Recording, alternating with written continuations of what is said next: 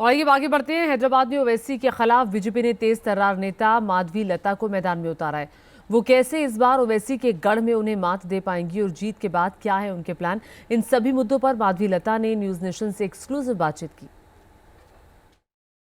Bharatiya Janata party की उम्मीदवार माधवी लता जी, बहुत बहुत स्वागत है आपका माधवी लता जी न्यूज नेशन पर।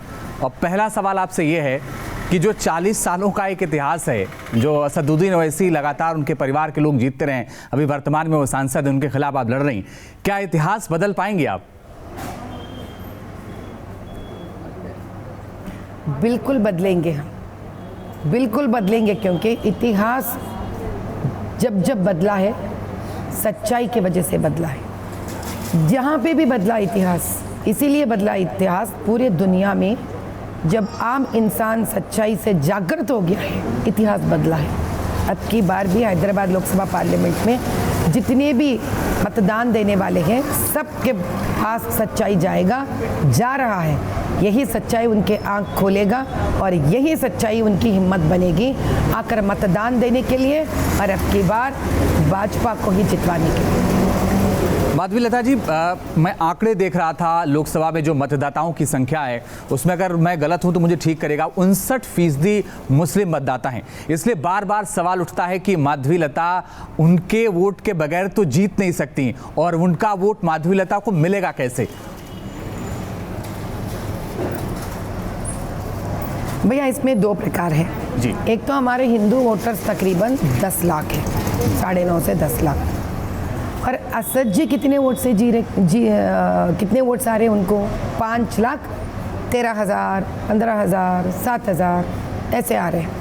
वैसे देखने पर भी हमारे लोग तो डबल हो गए ना जी। तो हमारे हिंदू वैसे भी है, ऐसा चुटकी कर कर हम लोगों को नहीं मारते, हम चुटकी कर कर वोट देते हैं और जितवाते हैं। अब दूसरी बात आई मुसलमानों की, उनके जितने भी वोट्स है उसमें तकरीबन 6 लाख तक तो बोगस वोट्स है, जो हम अब की बार उनको डालने नहीं देंगे। 5,15,000 में तकरीबन उनके बोगस वोट्स 2.5 लाख है। अगर 1 मई 13 तारीख को CRPF तैनात कर सारे जर्नलिस्ट देश के अगर हर पोलिंग माइनॉरिटी बूथ के ऊपर रिले करेंगे ना पूरा देश, मैं कहती हूँ साहब, इनका एक भी बोगस वोट उस दिन नहीं गिरेगा। खत्म, खेल खत्म, दुकान बंद हो गया ना बस। तो आप ये कह रही हैं कि असदुद्दीन ओवैसी जो अब तक जीतते आ रहे हैं उसमें वो फर्जी वोटों से जीतते आ रहे हैं? हाँ जी, बिल्कुल। लेकिन इसको लेकर के चुनाव आयोग की नज़र होती है, चुनाव आयोग इस पूरे चुनाव को मैनेज करता है, तो इस बार क्या आपने चुनाव आयोग से कोई विशेष रिक्वेस्ट की है कि किस तरह से मतदान पे नज़र रखी जाए? हाँ जी, हमने किया है। हमने सेंट्रल इलेक्शन कमीशन को कई लेटर्स लिखे हैं, जिसका कल हमको स्टेट इलेक्शन कमीशन से भी फ़ोन आया है कि वो इसमें गौर करना चाहते हैं। और वो हमारे से GHMC से वहाँ से इंफॉर्मेशन आया कि जो पोलिंग बूथ्स माइनॉरिटी के हैं, आप हर एक बूथ का इंफॉर्मेशन भी दीजिए। लेकिन मेरे समझ से बाहर है कि स्टेट इलेक्शन कमीशन जो है उनके पास कंप्लीट स्टाफ नहीं रहता है, वो GHMC पर ही आधार करना पड़ता है। GHMC का मतलब ग्रेटर हैदराबाद म्यूनसिपल कॉरपोरेशन, जो हर स्टेट में जो वहाँ का स्टेट गवर्नमेंट एक टीम रन करता है, उसी टीम पर इलेक्शन कमीशन को आधार होना पड़ता है। यही system of running a government है। लेकिन यहाँ दिक्कत तो इस बात की है कि स्टेट गवर्नमेंट जो GHMC है वो हमसे ही पूछते हैं, क्या कहकर, आप इंफॉर्मेशन दो, आप इंफॉर्मेशन दो। मैं आपसे एक ही सवाल कहती हूँ, क्या हमारा काम यही है कि बार बार हम अपने कैंपेनिंग छोड़कर सारे जो माइनॉरिटी पोलिंग बूथ्स हैं उन बूथों के पीछे जाएं और पता लगाएं कि कौन सा बूथ में क्या प्रॉब्लम हो रही है? इतने सालों से लेटर्स तो लिख रहे हैं ना साहब उनको हम लोग, इतने इलेक्शंस में हम लोग कंप्लेंट लॉन्च कर रहे हैं ना उन लोगों को, क्यों नहीं पकड़ रहे वो लोग? आप यकीन नहीं करते हैं, अब हम ये कैंपेनिंग करते करते हुए हम उस एजेंट के पास, पोलिंग एजेंट के पास जाकर उनके साथ बैठना पड़ रहा है, फिर से मटेरियल बाहर निकाल के लिखने के लिए लेटर्स कि कल हम जब चंद्रायण गुट्टा गए थे, वहाँ पे हमारे एक पोलिंग बूथ एजेंट आंसू कम थे उसके आंख में से। पूछिए क्यों? वो हमको ये सच्चाई बता रहे थे कि माँ यहाँ पर एक पोलिंग बूथ ऐसा है जो घर में ही है, पोलिंग बूथ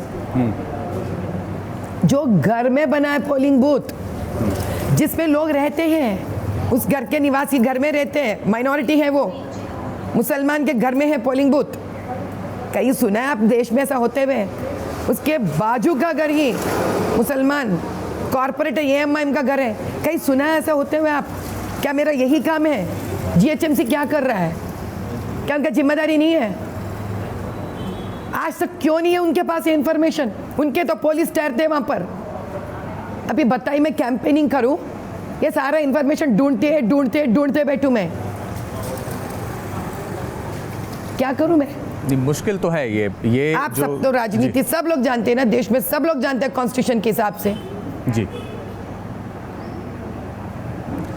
एक और सवाल माधवीलता, मैं पढ़ रहा था अभी साहब, ये लोगों के पास जितने भी हमारे तरफ से कंप्लेंट्स, जी आप कंप्लीट कर लीजिए माधवी जी, फिर ये मैं अगला सवाल लोगों के पूछूंगा। पास जितने बार भी हमारे पास है ये लोगों के पास जितने बार भी हमारे पास से कंप्लेंट्स जाते हैं ना, ये लोग बाजू रख देते हैं। अगर एक बार भी ये लोग हमारे सारे कंप्लेंट्स का फाइल सामने रखेंगे ना, जवाब खुद ब खुद उनके पास है। लेकिन वे फिर से पूछते, उतना क्यों भाई? हम सेंट्रल इलेक्शन कमीशन को एक पेन ड्राइव भी जाते हैं जिसमें आप एपिक टाइप करोगे नंबर, 2 वोटर IDs आएंगे एक आदमी का। फिर से क्यों पूछ रहे हैं हमसे ये लोग?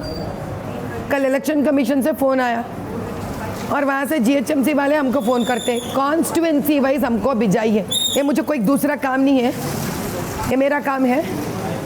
मेरा क्या काम है? एक उम्मीदवार के जैसे कि आप अपने काम करते जाइए, मैं घर घर जाके वोट मांगूँ, मैं बताऊँ मैं क्यों आप मुझे वोट देना है, मैं अपने मैनिफेस्टो के बारे में बात करना है, या मैं एपिक नंबर टाइप करते कॉन्स्टिट्यूएंसी वाइज के हिसाब से मैं इसको डिवाइड करते लोगों को बिठा के इसके ऊपर। ये करना चाहिए मुझे GHM की तरफ से। GHMC क्या करेगी तब? क्या करेगी भाई GHMC? ये मुझे करना चाहिए काम। हमारे टैक्स पे जो जीते हैं हमसे काम करवाते हैं लोग। पेन ड्राइव है उनके पास, एपिक नंबर उनका, डिलीट करिए ना। इससे ज़्यादा मैं क्या दे सकती हूँ इन्फॉर्मेशन उनके पास?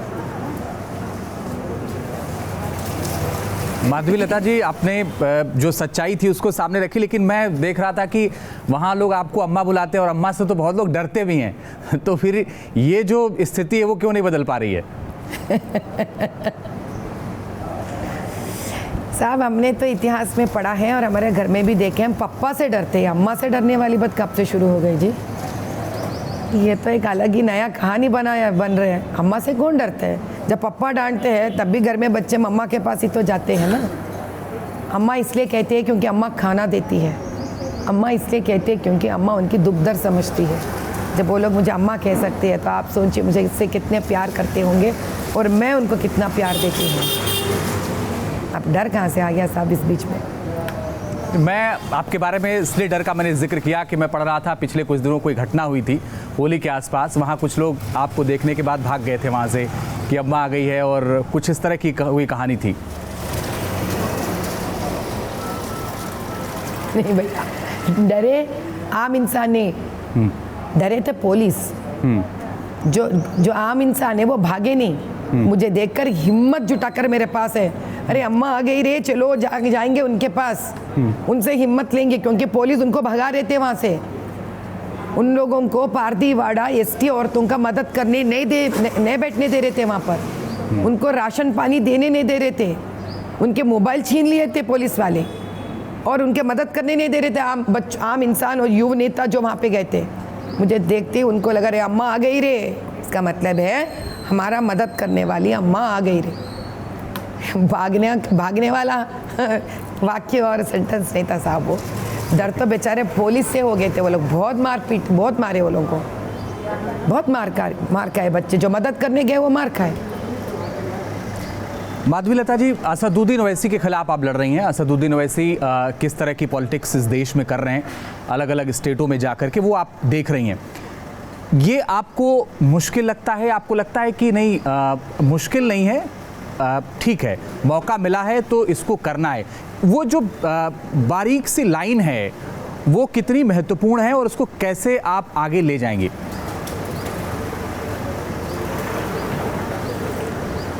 साहब, मैं एक ही बताती हूँ आपको, कभी आपने असद जी को, एक अच्छे परिवार के सदस्य को, दुखी होते वक्त जाकर उनको हमदर्द देना कहीं सुने आप? नहीं। वो सारे राष्ट्र में जब भी जाते हैं ना, ऐसा मर्डर करने वालों को, चोरू चक्की करने वालों को, गालियां देने वालों को जाकर हमदर्दी दिखाते हैं। वैसे इंसान से कौन सा डर, क्या डर, बताइए तो सही आप। अच्छा काम करने वाले से, अरे भाई बहुत अच्छा काम कर रहे हैं, लोगों के बीच में चले जाएंगे, लोगों के दिल में जिएंगे, तो उन लोगों से इनको डर लगता? ऐसे काम करने वालों से मुझे कोई डर नहीं लगता साहब। जाना चाहिए तो जाने दीजिए, बांग्लादेश में भी जाने दीजिए, इनको पाकिस्तान में भी जाके ठहरने दीजिए इलेक्शंस में, कोई फ़र्क नहीं पड़ता। ये लोग उनके लिए हैं जो इनकी तरह जीतना चाहते हैं इलेक्शंस।